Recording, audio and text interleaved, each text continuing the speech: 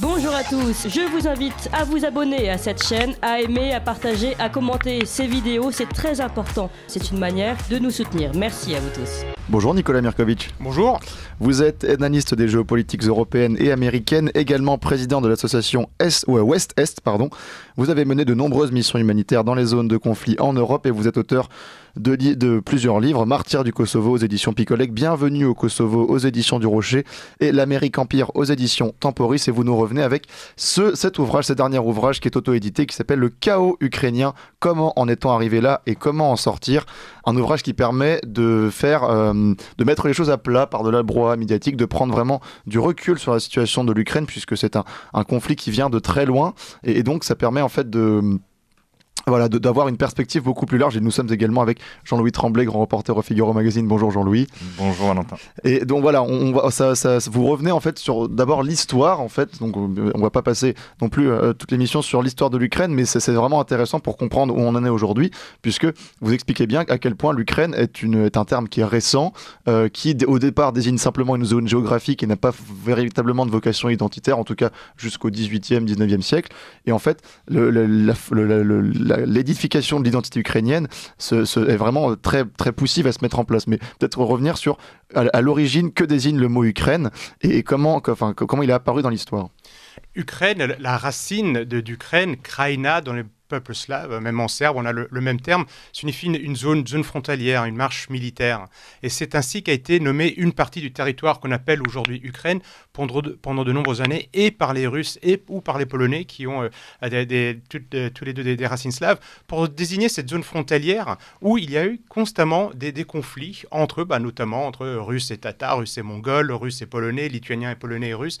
Donc cette région-là a toujours été nommée Kraïna ou Kraïna, comme d'autres régions dans le monde slave. Il y a eu une Kraïna en Croatie, qui était une zone tampon de Serbes, où les Habsbourg avaient placé des Serbes pour résister contre les Ottomans. Donc on a dans ce monde slave ces Kraïnas qui sont des zones frontalières. Et c'est qu'à partir du 19e siècle, où, au sein d'une élite habitant cette région, parce qu'à cette époque-là, on parle de Malorusses, de petits Russes par rapport aux Veliki Russes, qui sont les Russes que nous connaissons aujourd'hui, cette espèce de création qui n'est pas du tout illégale, on a le droit, les identités se créent, le monde change, les peuples naissent, disparaissent.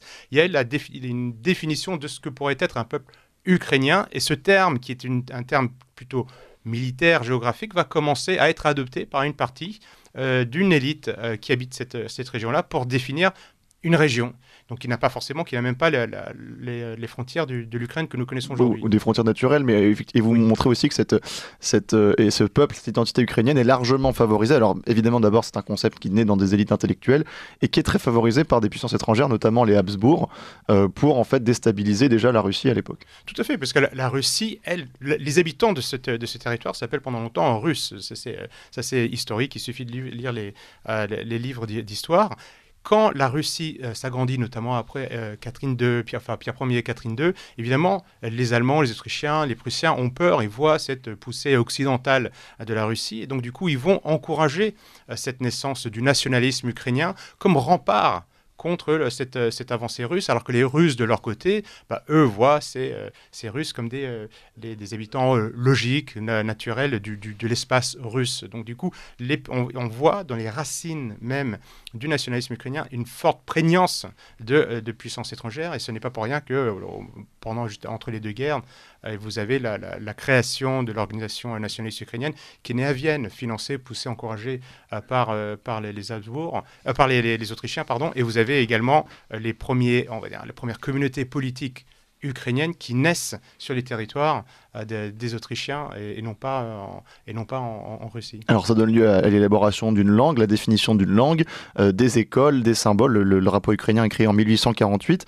Et puis ça va être paradoxalement, alors bien sûr il y a l'épisode de l'Holodomor sur lequel on pourra revenir, mais au début de l'URSS, Staline qui prend le pouvoir, étant d'origine géorgienne, veut lui aussi lutter contre cette espèce de prégnance de l'identité russe sur cette Union soviétique, et donc va aussi favoriser l'identité locale et notamment l'identité ukrainienne. Donc il y a un rapport quand même complexe entre l'URSS, le passé soviétique, et l'identité ukrainienne, puisque c'est à la fois l'Holodomor, la famine très grave, et en même temps cette espèce de... ça a permis l'édification et d'un territoire et d'une identité. Vous avez raison de souligner ça, parce que l'Ukraine a été construite sur beaucoup de paradoxes. C'est ce qui explique également la fragilité de l'Ukraine aujourd'hui. Pour Staline, il est évident qu'il y a une nation ukrainienne, il le dit au 10e congrès du Parti communiste de l'Union soviétique, il faut qu'il y ait une nation ukrainienne. Il dit aujourd'hui les villes parlent russe, mais par la suite tout le monde parlera ukrainien. Et quand les soviétiques créent l'URSS, la première construction politique d'envergure dans cette région-là, et l'Union de l'Union socialiste, la République socialiste soviétique d'Ukraine est encouragée par les communistes, par les bolcheviks, qui ont une vision politique. Donc déjà, ils veulent un nouvel État.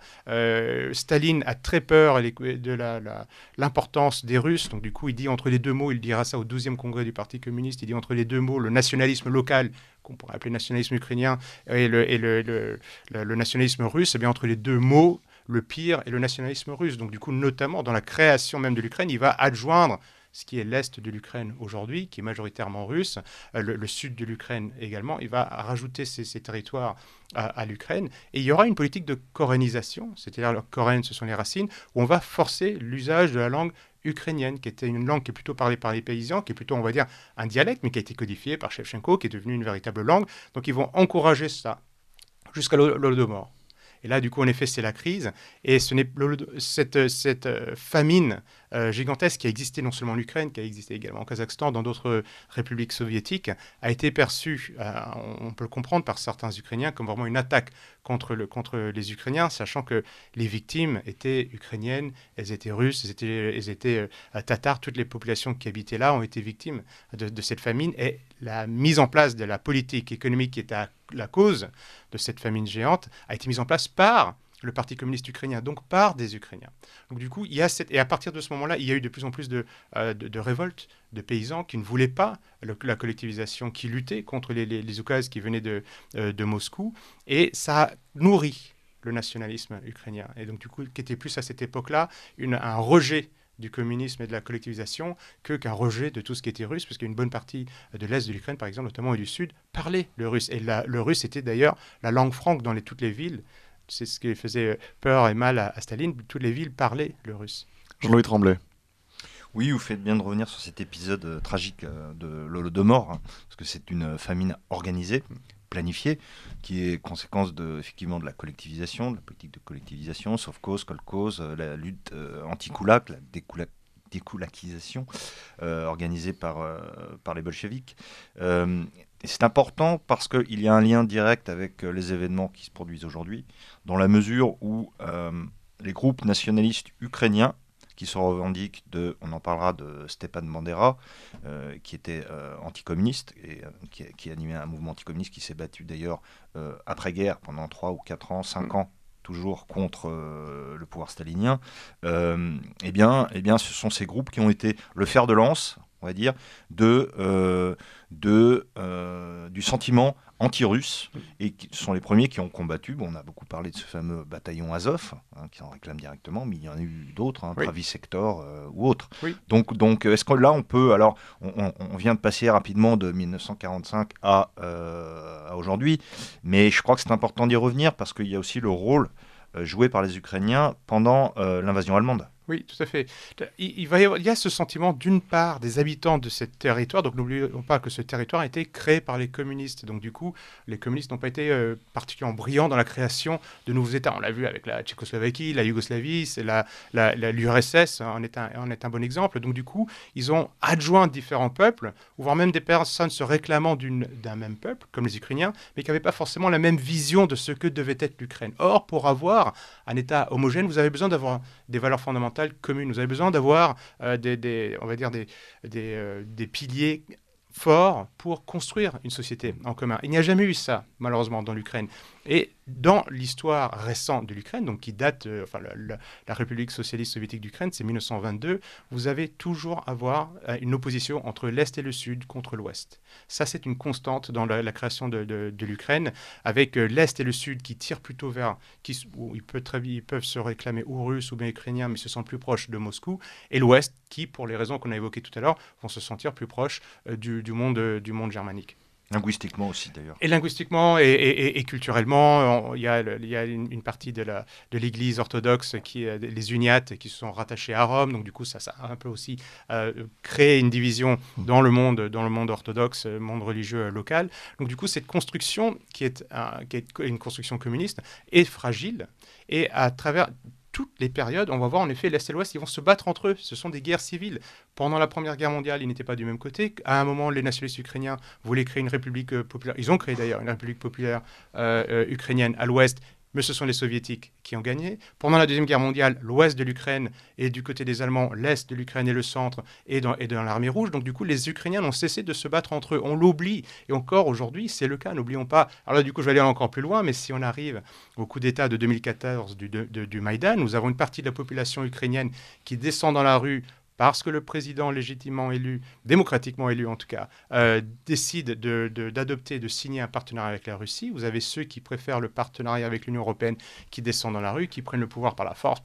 On y reviendra bien sûr. Mais du coup, les Ukrainiens se divisent. Et donc du coup, ceux qui ont fait organiser ces manifestations à Kiev, eh bien, vous avez la contrepartie dans les régions de l'Est et du Sud qui disent « nous ne sommes pas d'accord ». Donc il y a un drame dans cette création d'Ukraine, c'est qu'il n'y a pas de vision commune. Et vous avez plusieurs Ukraines, à vrai dire, qui s'opposent. Et on le verra à travers tout le XXe siècle et encore aujourd'hui. Bien sûr, et donc ça nous amène à 1991, la chute de l'Empire de l'Empire soviétique.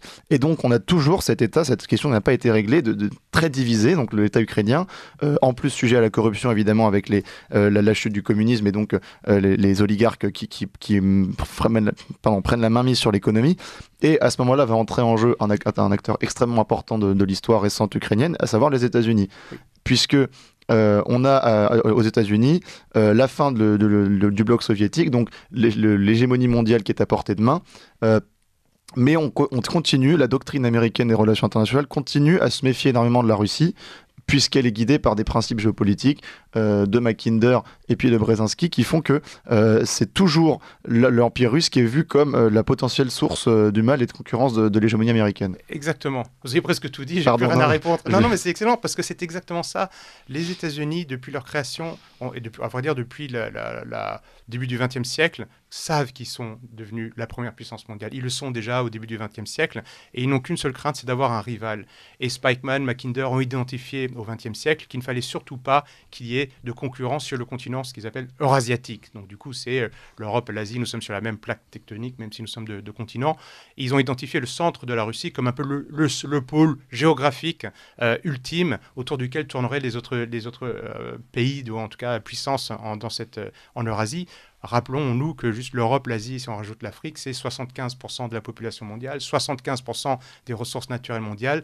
Si sur ce continent nous arrivions à faire du commerce et à nous entendre, nous aurions la paix et la prospérité quasiment garantie. Et vous avez les États-Unis qui sont à plusieurs milliers de kilomètres d'ici, qui disent s'ils arrivent à s'entendre, eh bien c'est la fin de notre hégémonie mondiale. Donc du coup, à la fin du communisme, les Américains ont surtout peur, ils le disent, la doctrine Wolfowitz le dit, le Project for a New American Century le dit tout au long des années 1990, il ne faut surtout pas que nous ayons un concurrent qui naisse dans ce territoire eurasiatique, parce que s'il y a un grand pôle, s'il y a des nouvelles routes du commerce, eh bien nous ne serions plus indispensables. À qui est-ce que nous venderions nos logiciels, notre gaz, notre pétrole, tous ces éléments qui font la force et la puissance des États-Unis, et qui est-ce que nous exploiterions aussi s'il y a un ou des rivaux qui naissent sur ce continent. Donc ils vont identifier la Russie, pas exclusivement, ils voient également la Chine comme un concurrent sérieux, qui d'ailleurs est plus sérieux que la Russie, et ils vont tout faire pour affaiblir la Russie. Alors au début, ils vont faire croire aux Russes, comme à l'ensemble des pays de l'ex-bloc communiste qui sont amis, donc ils vont arriver, ils vont leur dire écoutez, c'est bien, vous avez quitté le communisme, intégrez maintenant le monde atlantiste. Alors comment est-ce que cela se traduit? On va vous prêter de l'argent, on va être caution auprès de la Banque mondiale, auprès du FMI, qui sont des organisations qui ont été mises en place par les États-Unis pour asseoir leur hégémonie à la fin de la Deuxième Guerre mondiale. Et ainsi, concrètement, pour rembourser les dettes, comment est-ce que vous faites? Vous êtes obligé de vendre les atouts du pays et vous devenez plus ou moins petit à petit soumis.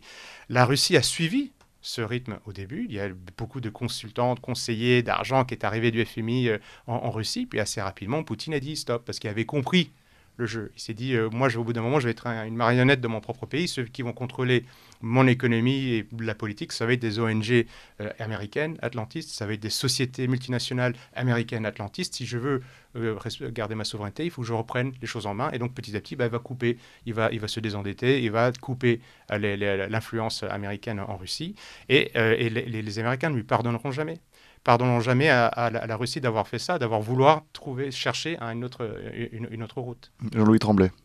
Oui, je voudrais qu'on revienne justement sur cette influence américaine et sur cette captation finalement de l'Ukraine et cette extension vers l'Est, puisque si on revient en 91 à l'indépendance de l'Ukraine, nouvelle formule, celle qu'on connaît aujourd'hui, il y avait un pacte tacite, en tout cas, les Américains avaient oralement promis de ne pas étendre l'OTAN vers l'Est, ce qui n'a pas été le cas. Et alors l'Ukraine est un exemple flagrant de l'influence américaine à travers plusieurs organismes.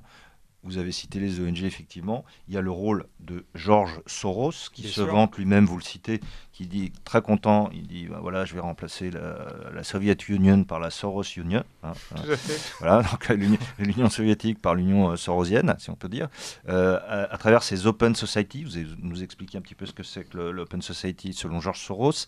Et puis bien sûr, puis il y a la dimension géopolitique globale de la politique américaine, mais il y a aussi un ingrédient supplémentaire avec le rôle du clan Biden en Ukraine. Oui. J'aimerais qu'on y revienne. D'accord. Parce que c'est vraiment le cœur de votre ouvrage. Voilà. Oui, en gros, les États-Unis ont cette politique de domination. C'est ce que j'écris dans mon précédent ouvrage, l'Amérique Empire, cette volonté de créer un empire qui ne dit pas son nom. C'est un autre nom pour le mondialisme, qui sert finalement les intérêts de très puissants, qui sont essentiellement aux États-Unis. Ils ont plusieurs moyens de faire rentrer le monde dans ce giron Atlantis, qui sont, comme vous l'évoquiez il y a quelques instants, leur soft power, c'est le pouvoir, on va dire, doux, ou à travers des ONG, à travers le cinéma, les médias, des cabinets de consultants. On va du financement aussi. Du financement, beaucoup de financement. N'oublions pas que les États-Unis sont endettés à hauteur de quasiment 100 000 milliards de dollars aujourd'hui. Ils ont une planche à billets incroyable qui leur permet de financer tout ça. Et entre autres, on va petit à petit transformer les sociétés. Et il n'y a qu'à voir aujourd'hui la société aujourd'hui. Si vous regardez le cinéma d'aujourd'hui et le cinéma d'il y a 20 ans, alors évidemment, les sociétés changent, mais il y a une influence américaine qui est extrêmement forte. L'organisation des médias, qui appartient à la fin, pas tous les médias, mais beaucoup de médias, à quelques oligarques. Tout ça, ça nous arrive, entre autres, des États-Unis. Donc, du coup, ils vont transformer les sociétés. Ils vont aussi influencer les hommes politiques. Ils sont loin d'être bêtes. Tout ça n'est pas gratuit. Ils vont identifier dans les différentes sociétés quels sont, en France, on parle des young leaders, c'est ces fameux futurs chefs, futurs responsables politiques qui pourraient avoir un rôle important à jouer dans leur propre pays, qu'il est important de faire venir dans des universités américaines où on va leur montrer ce que c'est que l'American way of life, ce que c'est que l'atlantisme, pourquoi est-ce que les États-Unis, un monde en paix a besoin des États-Unis. Donc, ils vont mettre en place ces ONG. Donc, il y a des organisations officielles comme le National Endowment for Democracy qui a été omniprésent en Ukraine. Les Américains sont présents en Ukraine à travers ce soft power bien avant la chute de l'URSS. Et donc, il y a ces organisations qui sont financées directement par Washington, puis il y a d'autres organisations qui sont atlantico-compatibles, comme l'Open Society de George Soros, qui va également avancer la doctrine américaine d'un monde sans frontières pour les capitaux, pour les personnes, d'un monde progressiste. Donc, ils travaillent ensemble, main dans la main, pour transformer les sociétés. Quand ils n'arrivent pas à transformer ces sociétés, quand ils voient qu'il y a un grain de sable dans l'engrenage, ils n'hésitent pas à organiser ce qu'on appelle des révolutions de couleur. La révolution orange, par exemple. La révolution orange qu'on a connue en Ukraine, on a connu la révolution des roses en Géorgie, en Kyrgyzstan, en Yougoslavie. Partout où un gouvernement commence à bloquer parce qu'il est rétif à ces avancées américaines, et bien comme par hasard, du jour au lendemain, on retrouve des milliers de personnes, souvent des jeunes, qui ont été formés ou dont les responsables ont été formés par ces ONG qui commencent à manifester. Et quand ils n'arrivent pas à renverser le pouvoir par ces milliers de personnes dans la rue. Alors nous, quand on voit ça à la télévision, on nous dit « Regardez, c'est fantastique, c'est une révolution ». Bernard-Henri Lévy arrive toujours, parce que lui aussi, il fait partie du gang. Eh bien, il débarque et dit « Regardez, c'est magnifique, ils vont découvrir la démocratie et nous sommes en train de leur apporter la démocratie ». Quand ces mêmes manifestants descendent et prennent le Capitole à Washington, là, tout d'un coup, comme c'est pas financé par les ONG américaines, comme c'est pas financé par Soros, là, ce sont des méchants terroristes, des menaces pour la démocratie. Mais bon, il y a des bons et des mauvais démocrates. Ils vont débarquer et ils vont essayer de faire tomber ses pouvoirs. Ils y arrivent. Et quand ils n'y arrivent pas, à la fin, eh bien, il y a l'ultime cartouche qui reste dans l'arsenal américain, qui est évidemment la guerre. Et les États-Unis ne vont pas hésiter à faire la guerre pour arriver à leur fin. On l'a vu en ex-Yougoslavie, on l'a vu en Afghanistan, on l'a vu en Irak, on l'a vu en Syrie, on l'a vu en Libye. Au Congo aussi, Congo. M. Charlonana récemment. Et dans le monde entier. Le centre Fletcher pour les études stratégiques de l'université de Tufts aux États-Unis a fait une étude montrant que les États-Unis ont mené plus de 500 ingérences à l'étranger depuis la création des États-Unis, dont 30% depuis le 21e siècle. Un tiers des interventions américaines à l'étranger, par ces différents biais, par le soft power, par les révolutions de couleur ou par la guerre. C'est gigantesque. Mettez-vous à la place de la Russie, de la Chine, qui voit toutes ces politiques d'ingérence menées et qui se rapprochent évidemment de leurs frontières. Et donc, dans la guerre, eh bien, il y a des pays qui ont décidé de résister à cela, comme les États-Unis, comme la Russie, la Chine, des pays d'Afrique, des pays qui commencent à dire qui n'en peuvent plus de cet atlanticisme, de cette politique américaine, culturelle, civilisationnelle, économique contre eux.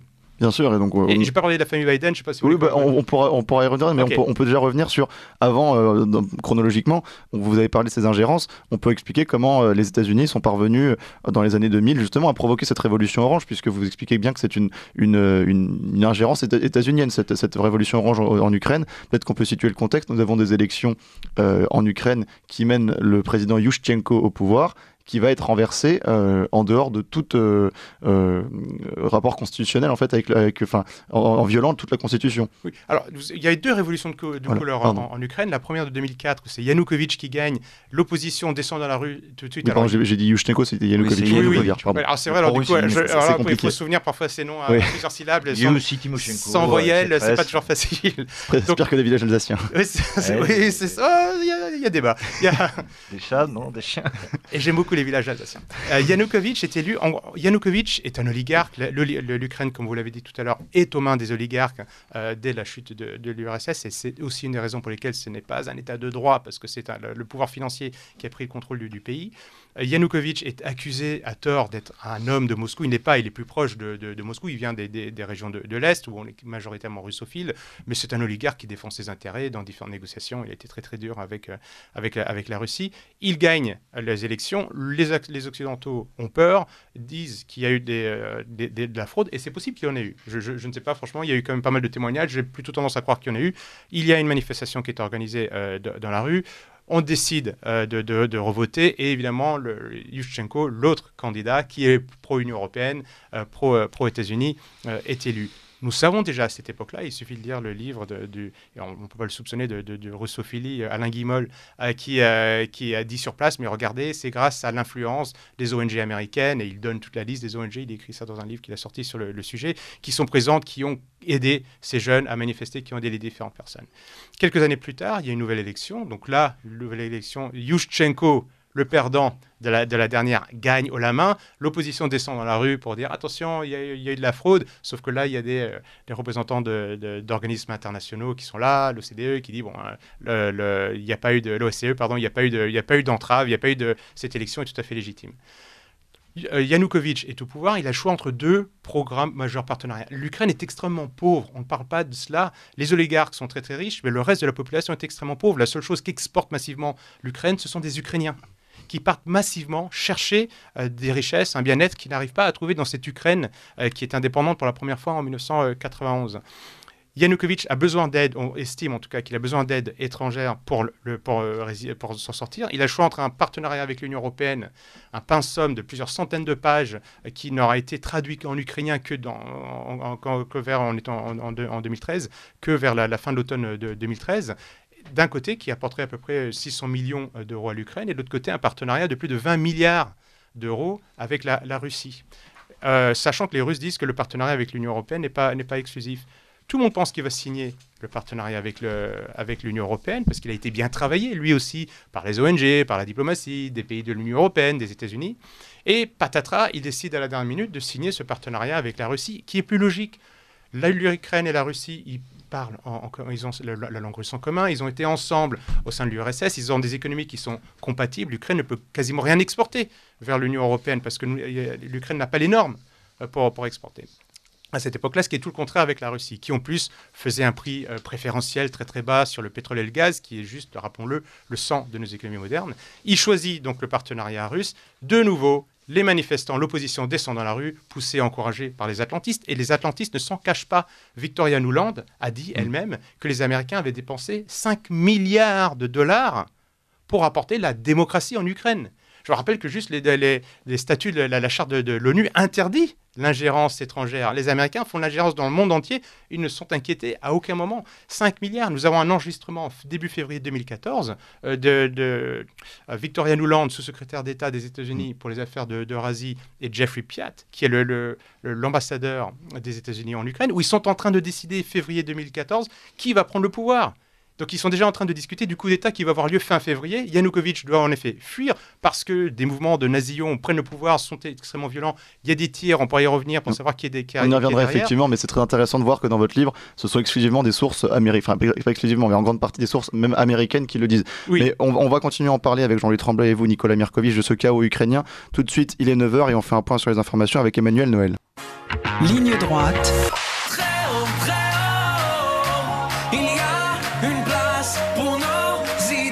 Vue de haut. Nous sommes toujours avec Nicolas Mirkovitch, analyste des géopolitiques européennes et américaines, président de l'association Ouest-Est et qui a mené de nombreuses missions humanitaires dans des zones de conflit pour ce livre, Le chaos ukrainien, comment en est-on arrivé là, comment en sortir.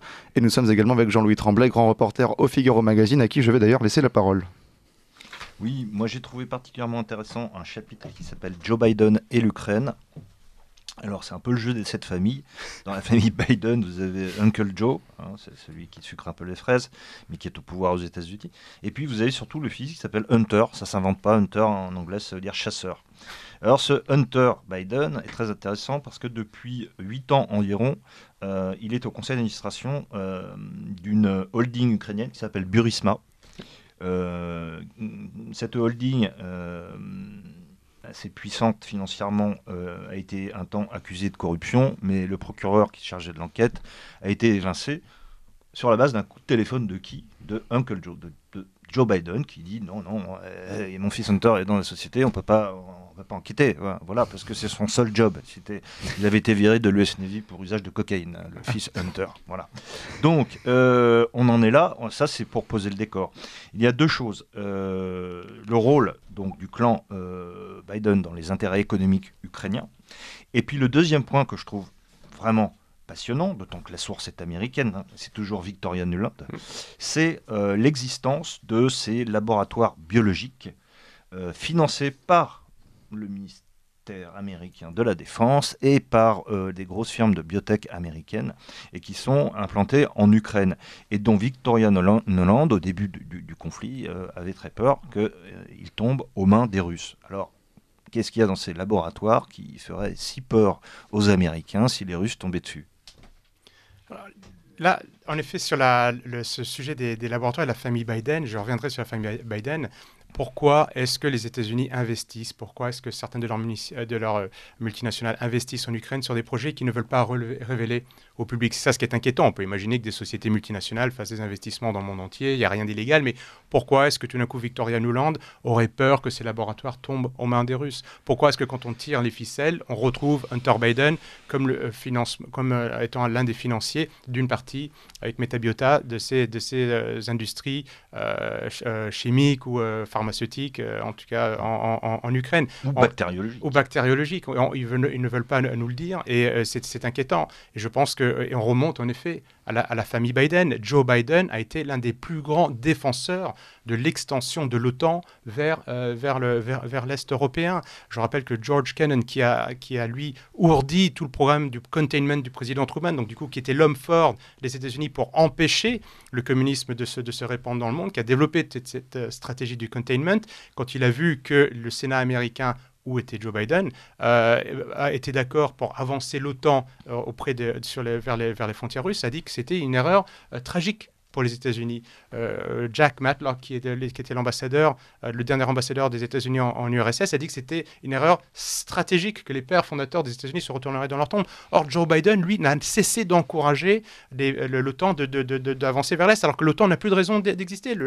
La charte de Varsovie est tombé, il n'y a plus cette organisation, l'OTAN n'a plus de raison d'exister, pourtant l'OTAN va avancer ses troupes, faire rentrer différents pays, se rapprocher de la frontière ukrainienne, et Joe Biden sera toujours présent, et il va être l'avocat, et quand il est vice-président... il se vantait lui-même d'être plus souvent en contact avec le président Poroshenko qu'avec sa femme. Exactement. Je propose justement d'en venir à là, c'est-à-dire que le gouvernement qui va être nommé suite à Maïdan, on peut revenir très brièvement sur ce qu'est l'affaire Maïdan, parce qu'il nous faut aussi du temps pour aborder la situation actuelle, mais donc le gouvernement qui va être nommé après ce renversement, ce coup d'état de Maïdan, va être extrêmement pro-américain, et les Américains vont aller jusqu'à quand même, ça c'est dans votre livre, nommer des ministres dans le gouvernement ukrainien qui sont étrangers et naturalisés de façon express pour pouvoir gouverner. C'est-à-dire qu'on va carrément apporter des Géorgiens et des Lituaniens pro-américains pour gouverner l'Ukraine. Oui, c'est assez incroyable. Et quand on imagine si les Russes avaient fait le Parce qu'on explique l'opération militaire, c'est une violation de la souveraineté ukrainienne. Et c'est vrai, sur le territoire ukrainien, c'est une violation du territoire ukrainien, donc de la souveraineté. Mais la souveraineté ukrainienne, en fait, quand on voit dans ce livre, n'a presque jamais existé finalement. Non, en effet. À partir de 2014, très clairement, Washington prend en main les choses de l'Ukraine. Après ce coup d'État, donc on sait que les Américains ont choisi qui devait être au gouvernement, et ces enregistrements que nous avons de début février 2014 se révèlent être vrais, s'avèrent, puisque du coup les personnes qui sont citées dans ces conversations prennent le pouvoir. Les Américains imposent en effet des étrangers qui récupèrent leur ministère, qui ne parlent même pas ukrainien, ou qui ne parlent pas le russe, qui était aussi une langue, la langue majoritaire parlée, en tout cas la langue franque de l'Ukraine, qui prennent des étrangers, ils leur donnent leur portefeuille de ministère et la nationalité ukrainienne le même jour. Et ce sont les États-Unis qui sont qui pilotent tout ça. Vous avez le patron de la CIA qui débarque en Ukraine. Joe Biden se déplace 5 fois pendant cette période-là en Ukraine, dans le pays le plus pauvre d'Europe.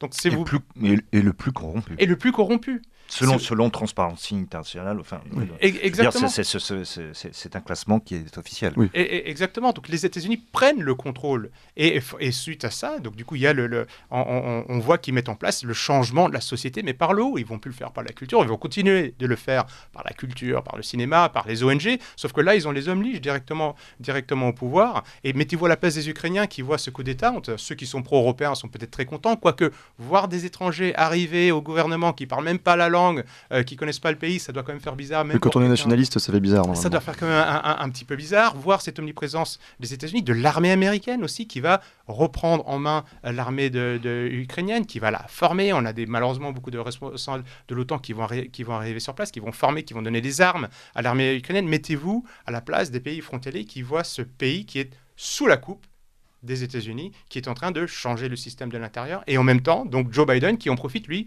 pour placer son fils, qui est payé 80 000 $ par mois, à la tête d'une holding très importante dans le milieu énergétique ukrainien. Il n'y connaît rien au gaz, il n'y connaît rien au pétrole, évidemment, il parle ni l'ukrainien, ni le russe, et il est à cette position-là, et il a un rôle important dans le transfert des fonds américains en Ukraine. Il est présent. Biden place les membres de sa famille, et Biden, officiellement, les Américains sont arrivés pour aider les Ukrainiens à développer une démocratie. Et on voit le modèle népotique, qui est le népotisme mis en place par Biden et sa famille pour mettre l'Ukraine en coupe réglée pour servir les intérêts des Américains. Et en parallèle, on a aussi ces persécutions dans l'est du pays, oui. Chez les minorités russophones, qui vont vraiment être à la fois au niveau institutionnel persécutées, c'est-à-dire qu'on va bannir à la fois l'histoire russe, la langue russe de l'espace public, et on va envoyer aussi des milices. En tout cas, on va envoyer l'armée ukrainienne accompagnée de milices pour faire des violences et des exactions qui vont mener à ces proclamations de république indépendante dans l'est du pays. Tout à fait. Quand les États-Unis veulent renverser un pouvoir par la force, ils s'appuient toujours sur des jeunes galvanisés par une idéologie, quelle qu'elle soit. C'était les Moudjahidines en Afghanistan contre les Soviétiques, c'était des mouvements oustachi ultranationalistes qui étaient du côté des nazis pendant la Deuxième Guerre mondiale contre les Serbes. Et en Ukraine, ils vont s'appuyer également sur ces mouvements extrémistes, vraiment néo-nazis, une caricature du nationaliste de l'Est, qui eux vont être sur le Maïdan, qui vont réclamer la destitution de Yanukovych et qui vont dire qu'ils veulent interdire la langue russe. Mais la langue russe est parlée par tout l'Est du pays, tout le Sud du pays. Donc mettez-vous à la place de ces Ukrainiens de l'Est et du Sud qui voient un coup d'État réalisé. Même si les Américains sont au-dessus, ils se servent de ces milices extrémistes parce que c'est eux qui vont chasser le gouvernement en place. Ce n'est pas des sociodémocrates, ce n'est pas des chrétiens démocrates qui vont descendre, qui vont envahir le palais présidentiel pour virer le président. Donc, une fois qu'ils ont le pouvoir grâce à la force, les Américains placent leurs hommes. Et qu'est-ce qu'ils font de ces milices extrémistes? Eh bien, ils vont les envoyer, ils vont les déporter sur l'Est, où ils vont rentrer dans ces milices et se battre. Mais dans l'Est et le sud de l'Ukraine, ils ne peuvent pas accepter qu'on interdise leur langue, même si l'Ukraine n'a finalement pas interdit, le nouveau gouvernement a décidé de ne pas interdire la langue. Il y a une dérussification, c'est clair, depuis le coup d'État où maintenant on oblige tout le monde à parler l'ukrainien, alors que ce n'est pas la réalité historique du pays. Et en effet, l'Est et le Sud ont décidé de faire la même chose qui avait été faite à Kiev, c'est-à-dire les nationalistes ont pris le palais présidentiel, la Rada, le gouvernement, eh bien nous allons prendre les bureaux de l'administration locale. Sauf que là, Poroshenko, à l'époque, n'envoie pas la police, comme Yanukovych avait fait contre les manifestants de l'Euromaïdan. Il envoie des tanks, il envoie des chasseurs, il envoie l'armée. Et il y a depuis 2014 en Ukraine une guerre civile entre Ukrainiens. C'est à cette époque-là qu'avec mon association Ouest-Est, j'interviens pour apporter de l'aide humanitaire en me disant attention, si ça dégénère dans cette région-là, ça va devenir quelque chose d'explosif, ça va devenir quelque chose de catastrophique, parce que ce jeu américain que j'ai compris pour la première fois en ex-Yougoslavie parce qu'il me concernait directement, une fois qu'on a compris la grille du jeu américain dans le monde, il s'applique n'importe où, sauf que là c'était sur la frontière de la Russie et ça allait fatalement mal se terminer, c'est malheureusement ce qu'on voit aujourd'hui. Bien sûr, Jean-Louis Tremblay. Oui, c'est toujours le même principe de la guerre par procuration que mènent les États-Unis partout dans le monde, vous l'avez dit. En 1999, bien sûr, l'OTAN en Serbie, les bombardements de l'OTAN, le Kosovo, l'affaire dite du Kosovo et Metochi, selon les Serbes, c'est toujours le même schéma. Et avec une constante, c'est cette constante je dirais que c'est un peu le syndrome Frankenstein. C'est que les Américains créent ex nihilo des puissances qui au départ servent leurs intérêts, ce fut le cas des Moudjahidines afghans, et puis qui à la fin se retournent contre eux. Oui. Ça a été le cas un petit peu partout, c'est comme ça que ça se passe. On parlait la semaine dernière du cas du Congo, qui est actuellement pillé et radié par le Rwanda qui est instrumentalisé par les États-Unis, et toujours pour le pillage des ressources économiques du Congo, qui sont gigantesques. Donc là on le voit bien, et j'ajouterais que sur le plan militaire, c'est une évidence. L'armée ukrainienne post-1991 n'est finalement qu'un détachement de l'ex-armée rouge. Oui. Donc, les modèles de commandement et d'intégration, les systèmes d'armes, sont ceux du pacte de Varsovie. Donc, comment peut-on passer une armée type pacte de Varsovie à ce qu'elle est aujourd'hui, quand on voit un peu les équipements et les armements? C'est vraiment otanien à, je dirais, pas 100%. À 200%, y compris les uniformes. Enfin, oui. Bon, parce que effectivement, les instructeurs américains et polonais et d'autres des pays baltes, issus des pays baltes, qui sont très en pointe et très remontés contre les Russes, servent depuis 2014 en Ukraine et assurent la formation de la nouvelle armée ukrainienne, celle qui se bat aujourd'hui contre Moscou. Tout à fait. Et c'est une des preuves supplémentaires de cette ingérence américaine qui a tout de suite voulu reprendre l'armée en main pour une guerre contre la Russie. En tout cas, pour une guerre pour récupérer l'Est du pays, parce qu'ils veulent imposer aussi cette ukrainisation de la société aux habitants de l'Est et du Sud de l'Ukraine. Et ils ont formé donc du coup l'armée ukrainienne. Et les Russes, pareil, à juste titre, ont le droit de se demander pourquoi est-ce que les États-Unis, qui ne sont pas forcément notre ami, contre lesquels nous étions en garde pendant toute la guerre froide, desquels nous nous méfions et qui n'a cesse d'organiser des guerres sur notre frontière, en Afghanistan, dans des zones où nous avons de l'influence, l'Irak, la Yougoslavie, la Syrie, qu'est-ce que les États-Unis vont faire de l'armée ukrainienne ? Ils vont les transformer en boy scouts qui vont être à nos postes frontières et qui vont faciliter l'échange entre la Russie et l'Ukraine ? Ou alors est-ce que du coup, l'Ukraine devient la nouvelle frontière militaire de l'OTAN des États-Unis avec des missiles qui sont capables de frapper Moscou en moins de 2 minutes avec des charges nucléaires capables de dévaster la ville. Il faut se mettre parfois à la place des Russes. Je ne suis pas du tout ici pour porter un discours pro-Poutine, pro-russe. J'essaie juste de faire l'analyse réaliste de la situation. Beaucoup de spécialistes dans le monde le disent. Alors malheureusement, on ne les entend pas assez sur les médias dominants, que le simple fait d'avoir intégré l'Ukraine ou d'avoir repris en main l'armée ukrainienne du fait que l'OTAN ait repris l'armée ukrainienne en main était un signe qui était forcément mal vu par la Russie. Des personnes comme Jeffrey Sachs, des personnes des Américains notamment. Il y a plein d'Américains qui sont contre cet empire américain. Oui, c'est pas du tout une doctrine qui fait l'unanimité, en tout cas même à l'intérieur du gouvernement américain. Alors vous balayez un grand nombre de sujets, vraiment, donc l'élection de Volodymyr Zelensky, les accords de Minsk sur lesquels on n'aura pas forcément le temps de revenir, mais vraiment il faut se procurer ce livre parce que c'est une excellente synthèse de la situation ukrainienne de l'histoire ukrainienne et puis encore la situation actuelle. Et ça nous amène en fait à aujourd'hui, alors que la guerre a commencé depuis bientôt un an et quelques mois. En fait, finalement, aujourd'hui, on se rend compte que cette guerre n'a servi qu'à une chose, c'est-à-dire vassaliser l'Europe, faire vassaliser l'Europe par les États-Unis, donc sur le plan énergétique, sur le plan militaire. Et l'Europe n'a pas l'air d'en prendre conscience. Là, on voit encore Emmanuel Macron qui a promis de former des pilotes ukrainiens, et puis le Zelensky qui a obtenu de sa tournée en Europe encore des aides de l'armement. Donc, on a l'impression que cette situation est inextricable puisque l'Europe ne prend pas conscience, ou alors elle ne veut pas sortir de ce giron américain. Exactement. Vous savez, De Gaulle avait déjà dit dans les années 60, le problème c'est l'empire américain. De Gaulle avait dit, Mitterrand dans les années 80 se plaignait que les États-Unis nous traitent comme des colonies. Et on le voit, c'est flagrant aujourd'hui. Est-ce qu'on ne nous avait pas dit que l'Europe c'était la paix ? Qu'il fallait construire l'Europe parce que nous ne voulions plus des guerres, ni de la Première ni de la Deuxième Guerre mondiale. Alors que c'est pour ça qu'il fallait faire quelques concessions, c'est pour ça qu'il fallait accepter des doses de supranationalité, des doses énormes de supranationalité pour la paix. Et regardez, pour la deuxième fois en l'espace de 30 ans, on a des guerres en Europe. D'abord en ex-Yougoslavie, la Yougoslavie n'existe plus à cause de l'ingérence américaine. Et maintenant, l'Ukraine, sur la frontière avec la Russie, nous avons plusieurs puissances au potentiel nucléaire et qui sont en train de s'affronter. C'est complètement fou. C'est complètement fou. L'Europe pourrait disparaître si cette guerre venait à dégénérer et aucun responsable, ou quasiment aucun responsable. Je pense qu'il faut louer le travail qui est fait par le Premier ministre hongrois Viktor Orban et qui résiste comme il peut, mais aucun n'ose dire « Attendez, on va arrêter ça. Cette guerre, cette ingérence américaine qui est flagrante, dont il ne se cache même pas, eh bien, il faut y mettre fin. » Et on a besoin d'hommes politiques courageux qui se lèvent et qui disent aux États-Unis de partir, d'arrêter, de nous laisser gérer ce problème. Les Ukrainiens et Russes, alors parmi les Ukrainiens, comme on l'a vu tout à l'heure, il y a des pro-russes, il y a des pro-européens, mais tous, ce sont des peuples, tous ensemble sont des chrétiens, ce sont des Slaves. On peut trouver un discours de paix. Il en faut la volonté. Là, on est en train de parler d'armes. Chaque fois que Zelensky arrive dans un nouveau pays, on parle d'armes, on parle de guerre. Personne ne parle de paix. Alors que pratiquement tous les Russes sont une famille ukrainienne et vice-versa. Mais bien sûr. Et on a besoin d'hommes politiques courageux et puis on a besoin de livres comme vous qui remettent les choses à plat. Merci en tout cas beaucoup Mykola Yurkovich pour ce livre qui remet vraiment, qui met une perspective de long terme. Donc ce livre, Le chaos ukrainien, comment en est arrivé là, comment en sortir. J'imagine que c'est disponible sur Internet. Chez tous les libraires et les bons libraires. Je rappelle que vous êtes analyste des géopolitiques européennes et américaines, président de cette association Ouest-Est, auteur de Martyrs du Kosovo aux éditions Picolec, Bienvenue au Kosovo aux éditions du Rocher, L'Amérique Empire aux éditions Temporis, et puis merci à vous Jean-Louis Tremblay, grand reporter au Figaro Magazine.